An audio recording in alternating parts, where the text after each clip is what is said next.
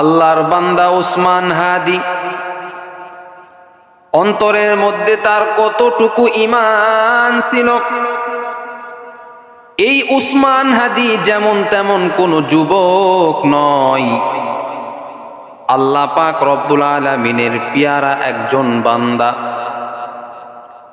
ওসমান হাদি মৃত্যুর আগেই মানুষদেরকে বলে গেলেন, এরে বাংলাদেশের মানুষ, আমি ওসমান হাদি আর মনে হয় বেশি দিন বাঁচবো না। আমাকে গুলির মাধ্যমে হত্যা করা হবে। কতটুকু ঈমানদার ছিলেন এই যুবক ওসমান হাদি, কতটুকু ঈমানদার ছিলেন, তার ঈমানের মধ্যে কতটুকু আল্লাহ পাক রব্বুল আলামিন ঈমান দিয়েছিলেন। ওসমান হাদি পুরা বাংলাদেশের মানুষদেরকে বলে গেলেন, এরে বাংলাদেশের মানুষ, আমার জীবন আমি দিয়া দিব, আমার জীবন আমি দিতে রাজি রয়েছি, কিন্তু আমার ঈমান দিতে আমি রাজি নয়। আমি বেঈমানদের কাছে মাথা নত করব না। আমার জীবন চলে যাবে। আমি বাংলাদেশের মানুষদেরকে আমি এতটাই মহব্বত করি, ভালোবাসি।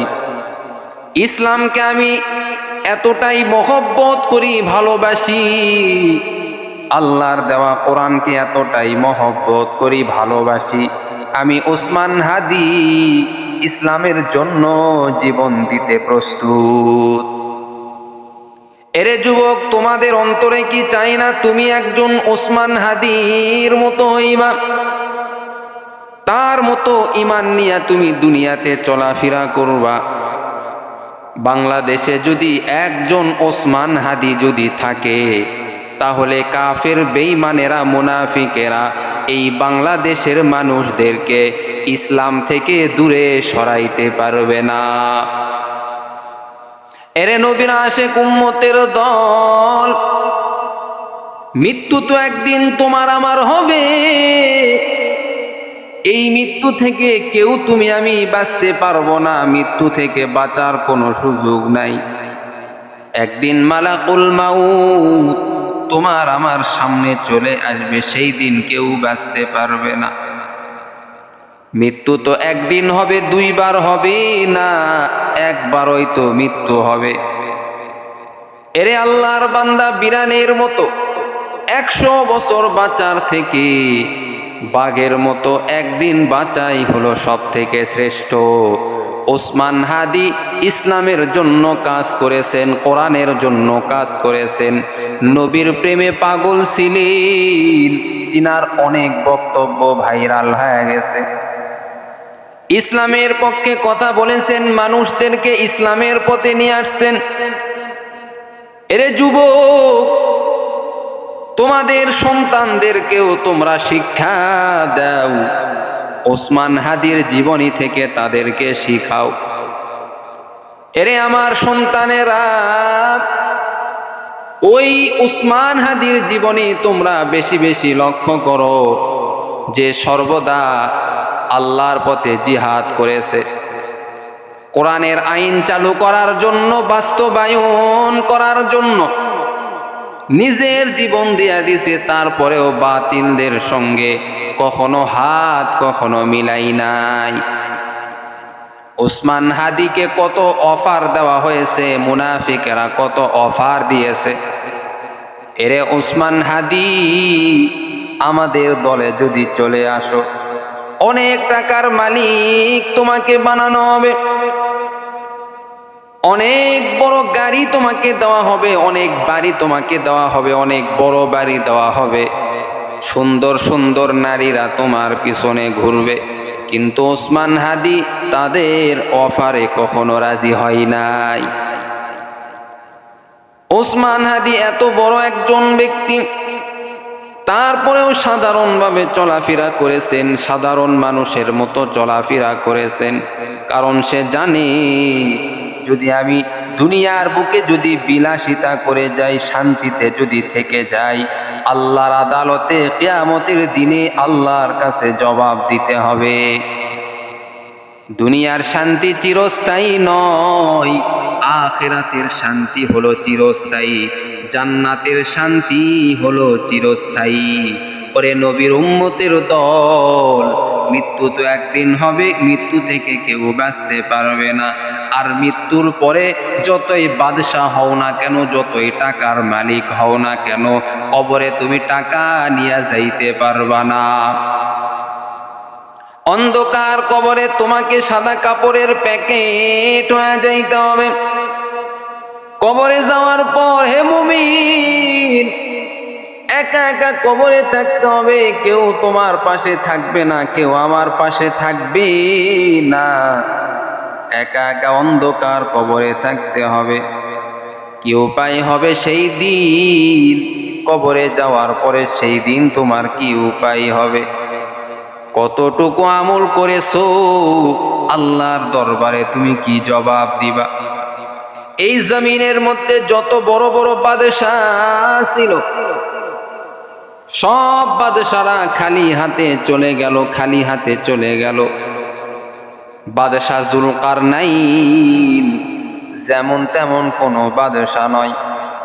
বাদশাহ জুলকারনাইন মৃত্যুর আগে তার পরিবারের লোকদেরকে ওসিয়ত করে গেলেন, বলে গেলেন, এরে আমার পরিবারের লোকজনেরা তোমরা ভালো করে শুনে রাখো, আমি বাদশাহ জুলকারনাইন পুরা পৃথিবীটা আমি যে শাসন করেছি, যখন আমার ইন্তেকাল হয়ে যাবে, আমার লাশটা যখন তোমরা খাটলির উপরে রাখবা, দুইটা হাত আমার বিছায়া দিবা, যেন দুনিয়ার মানুষেরা আমাকে দেখিয়া যেন শিক্ষা অর্জন করতে পারে। এত বড় বাদশাহ হওয়ার পরেও খালি হাতে অন্ধকার কবরে যাইতেছি, আমার খালি হাত নিয়ে আমি অন্ধকার কবরে যাইতেছি। আমার হাতে কিচ্ছু নাই, শুধু আমার আমল রয়েছে। ভালো আমল করলে জান্নাত পাবো, খারাপ আমল করলে জাহান্নামে আল্লাহ দিবেন। বাদশাহ জুলকারনাইন তার আত্মীয় স্বজনদেরকে বলে গেলেন, খাটলির উপরে যখন আমাকে শোয়াইবা, দুইটা হাত বিছায়া দিবা, দুনিয়ার মানুষেরা যেন শিক্ষা অর্জন করতে পারে। এরে নবীর আশিক উম্মতের দল, বাদশাহ জুলকারনাইনের ইন্তেকালের পর আত্মীয় স্বজনরা বাদশাহ জুলকারনাইনের লাশটা নিয়ে যখন এইবার খাটলিতে রাখলেন, খাটলিতে রাখার পরে এইবার দুইটা হাত বিছায়া দিলেন। বাদশাহ জুলকারনাইন তার দুইটা হাত যখন বিছায়া দিলেন, দুনিয়ার সব মানুষেরা বাদশাহ জুলকারনাইনকে দেখিয়া শিক্ষা অর্জন করলো। হकीकत से तू दुनिया बेखबर है, दुनिया की नुमाइश पर नजर है। नमी गोयम के आज दुनिया जुदा बाश, हर कारे के बाशी बा खुदा बाश। जिससे दुनिया आज खुदा गाफिल बुदान, नहीं कमाशो नुकरा हो फरजिंदोजान। आब दर कश्ती हालाके कश्तियास, आप अंदर सीरे कश्ती कुश्तियास। এরে নবীর আশিক উম্মতের দল, ও যুবক ভাই, তোমার হাতে ধরি পায়ে ধরি রে যুবক, দুনিয়াতে যতদিন জীবিত আছো, কখন তোমার সামনে মালাকুল মাউত চলে আসবে তুমি জানো না। দুনিয়াতে কিছু ভালো কাজ করে যাও, যেন দুনিয়ার মানুষেরা তোমাকে স্মরণ করে। এমন জীবন তুমি করিও গঠন, মরণে হাসিবে তুমি কাঁদিবে ভবন। এমন জীবন তুমি করিও গঠন, যখন তোমার ইন্তেকাল হয়ে যাবে, মানুষেরা সকলে তোমার ইন্তেকালের জন্য আফসোস করবে। লোকটা যদি আরো কিছুদিন জীবিত থাকতো তাহলে অনেক ভালো হইতো। এইভাবে আফসোস করবে এমন জীবন তুমি করিও গঠন।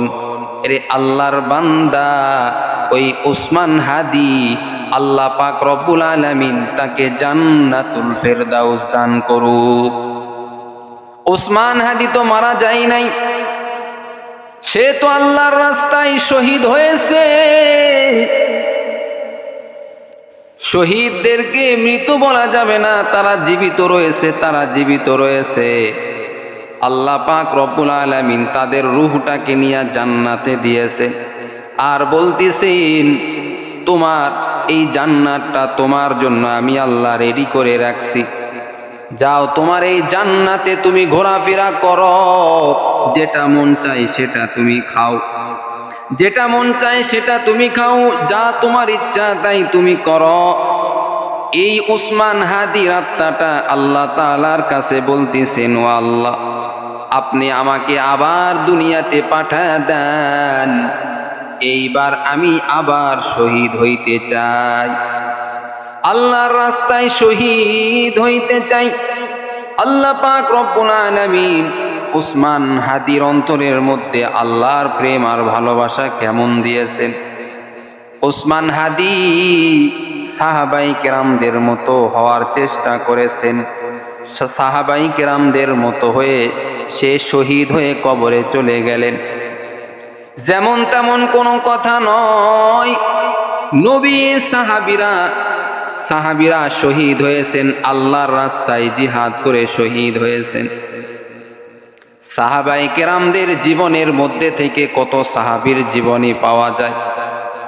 আল্লাহর নবীর একজন সাহাবী যার নাম হলো সাআদ রাদিয়াল্লাহু তাআলা আনহু, যখন শহীদ হয়ে গেল আল্লাহর রাস্তায় ইসলামের পক্ষে জিহাদ করতে করতে শহীদ হয়ে গেল। আল্লাহর নবী মায়ার নবী রহমাতুল লিল আলামিন তার কোলের মধ্যে যখন সাদের মাথাটা রাখলেন, রাখার পরে মাথা আল্লাহর নবী মাথায় হাত দিলেন, আল্লাহ তাআলা সঙ্গে সঙ্গে ফেরেশতাদেরকে পাঠায়া দিলেন। সাদের ইন্তেকাল যখন হয়ে গেল, পুরা জমিন আসমানটা কাঁপতে শুরু করলো। ফেরেশতারা এসে মায়ার নবীকে বলতেছেন, ইয়া রাসূলুল্লাহ, ইয়া হাবিবাল্লাহ, ওই সাআদ যখন ইন্তেকাল করেছে, সাআদ বিন আবি ওয়াক্কাস, এই সাহাবী যখন ইন্তেকাল করল রে নবী, সব ফেরেশতারা হতভম্ব হয়ে গেলেন এবং তারা সাআদকে দেখার জন্য আসমান থেকে তারা আসতেছেন এবং তারা ভিড় লেগে গিয়েছেন। এত তার মর্যাদা, সাহাবীদের এত মর্যাদা রে বাবা। আল্লাহর রাস্তায় জিহাদ করেছেন, তারা শহীদ হয়েছেন। আল্লাহ পাক রব্বুল আলামিন বলেন, ছোট্ট একটি সাহাবীকে যদি এক পালাই দেওয়া হয় আর গোটা দুনিয়ার সব মানুষকে যদি এক পালাই দেওয়া হয়, তাহলে ওই সাহাবীর মর্যাদা বেশি হবে।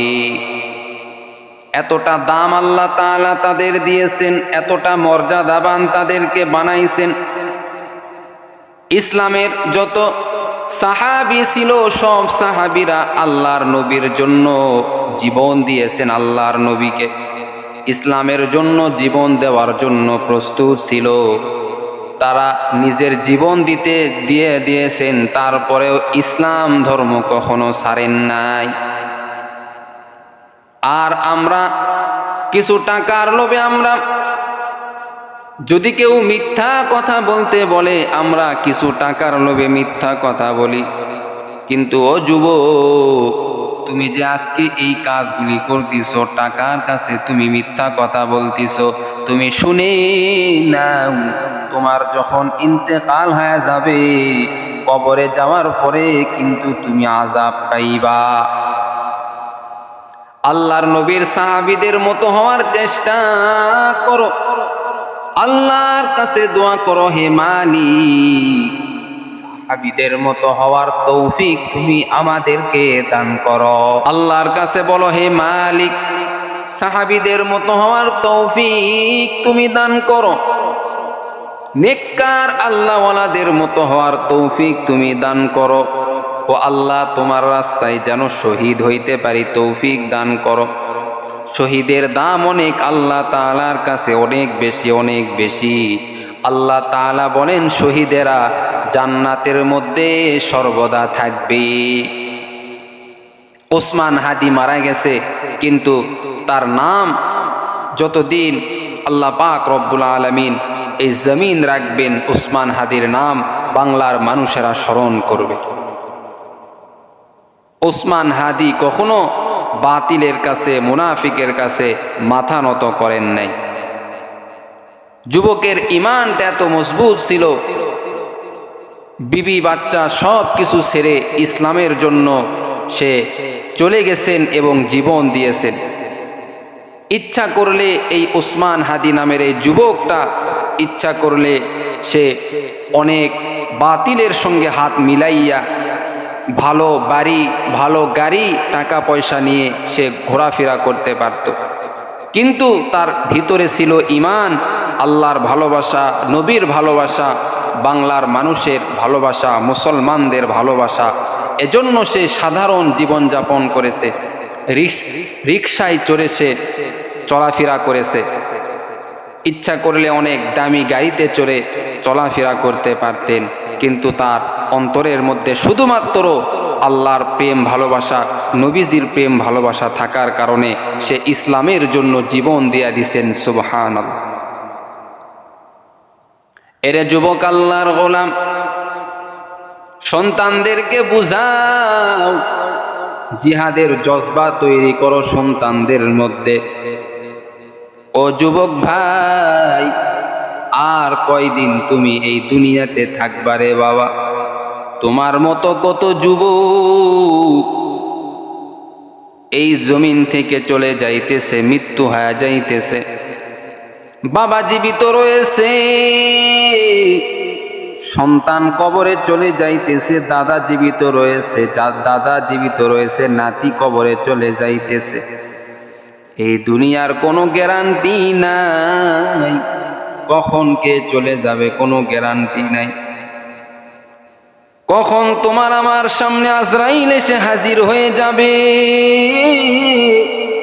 কোনো গ্যারান্টি নাই।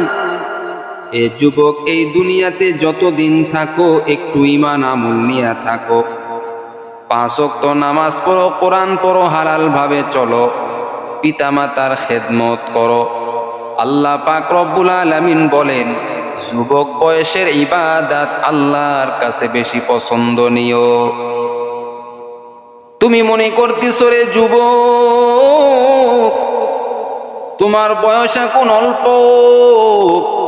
অনেক দিন তুমি বাঁচতে পারবা, তোমার হায়াত আরো অনেক রয়েছে, কিন্তু না না, তোমার হায়াত কখন চলে যাবে, 1 সেকেন্ডে তোমার হায়াত শেষ হয়ে যাইতে পারে। একটা নিঃশ্বাস তুমি নিছো, ওই নিঃশ্বাস তুমি ফালাইতেও পারবা না, এমন অবস্থা হবে। ফজরের নামাজ পড়েছো, জোহরের নামাজ পড়ার ভাগ্যে তোমার মনে হয় নাই। এরে যুবক,